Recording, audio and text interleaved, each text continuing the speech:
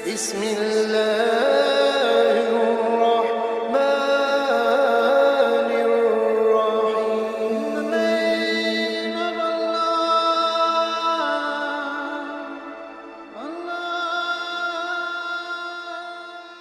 Assalamualaikum warahmatullahi wabarakatuh. Kali ini kita akan mengangkat kisah karomah Rabi'ah Al-Adawiyah. Dikisahkan Rabi'ah Al-Adawiyah adalah sedikit dari ulama sufi yang sangat disegani dalam sejarah peradaban Islam. Pemikiran dan perilaku spiritualnya terus dikaji hingga saat ini.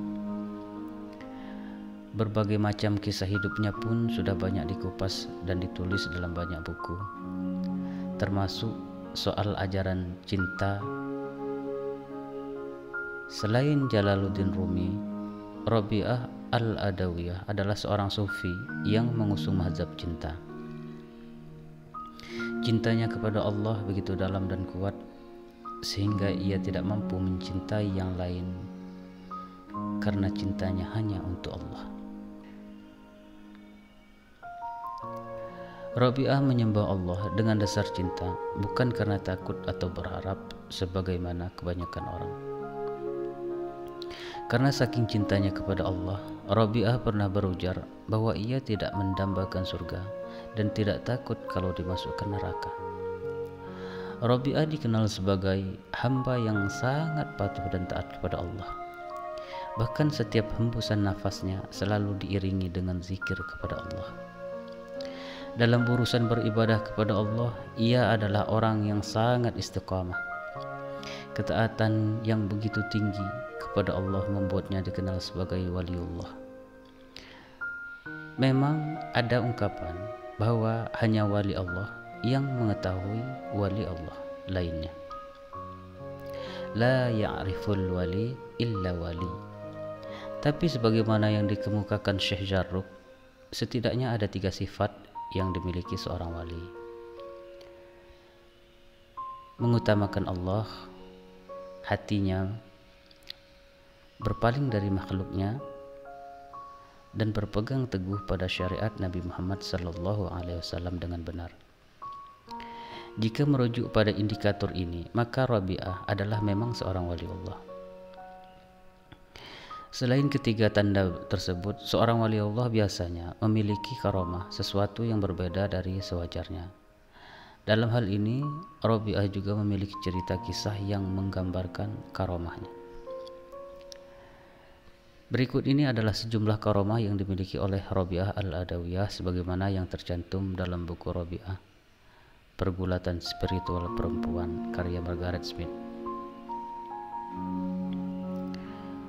Pertama, ketika Rabi'ah sedang jalan-jalan di sebuah pegunungan, ada banyak binatang buas yang mendekatinya.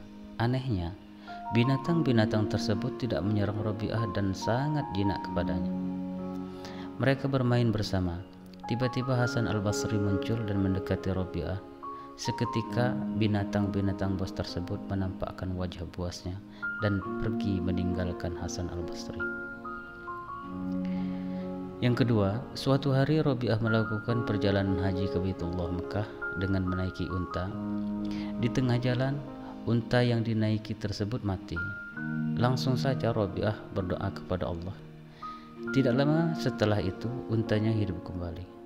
Rabi'ah pun melanjutkan perjalanan hingga sampai ke Baitullah dan pulang dengan menaiki unta yang sama, unta yang pernah mati tersebut.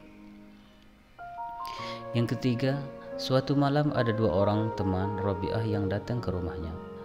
Mereka hendak melakukan diskusi bersama dengan Rabi'ah. Naasnya, rumah Rabi'ah tidak memiliki lampu penerang. Lalu Rabi'ah meniup ujung jari-jarinya hingga kemudian mengeluarkan cahaya yang terang dan menerangi seluruh rumahnya sepanjang malam. Dengan demikian, mereka bisa berdiskusi hingga pagi hari. Yang keempat, pada suatu malam rumah Rabi'ah didatangi oleh tamu yang tidak diundang. Tamu tersebut hendak mencuri pakaian Rabi'ah. Ketika sudah mengangkut semua baju Rabi'ah dan hendak kabur, pencuri tersebut bingung karena tidak menemukan pintu keluar. Namun ketika sang pencuri meletakkan barang curiannya tersebut, ia menemukan ada pintu keluar. Sang pencuri mengulang perbuatannya itu, mengambil dan meletakkan barang Robiah sebanyak 7 kali. Hingga akhirnya sang pencuri mendengar ada hatif, suara tanpa rupa yang mengatakan, "Wahai manusia, jangan engkau persulit dirimu sendiri. Perempuan ini telah mempercayakan dirinya kepada kami selama bertahun-tahun. Setan pun tidak berani mendekatinya." Mendengar suara itu, pencuri tersebut lari terbirit-birit tanpa membawa secuil barang pun dari rumah Robiah. Yang kelima, suatu hari Hasan al-Basri mengajak Robiah al-Adawiyah untuk sholat di atas air. Robiah merespon ajakan Hasan itu dengan sebuah jawaban yang ketus. Bagi Robiah adalah tidak perlu menunjukkan kemampuan spiritual untuk mencari kepopuleran dunia. Tidak hanya itu, Robiah kemudian melemparkan sajadahnya dan terbang di atasnya. Ia mengajak Hasan untuk naik di atas bersamanya sehingga lebih banyak orang yang mengetahuinya daripada hanya sekedar sholat di atas air. Hasan tahu jawaban yang diutarakan Robiah itu adalah sindiran. Mendengar hal tersebut, Hasan hanya terdiam. Selain kelima cerita di atas, tentu masih sangat banyak lagi kisah-kisah yang menceritakan tentang karomah Robiah al-Adawiyah. Namun satu yang perlu diketahui, bahwa karomah yang diberikan kepada Robiah adalah tanda bahwa Allah memberkahinya. Demikianlah kisah singkat tentang wali Robiah al-Adawiyah. Mudah-mudahan kita bisa mengambil manfaat dari kisah ini. Wabillahi taufiq wal hidayah. Wassalamualaikum warahmatullahi wabarakatuh.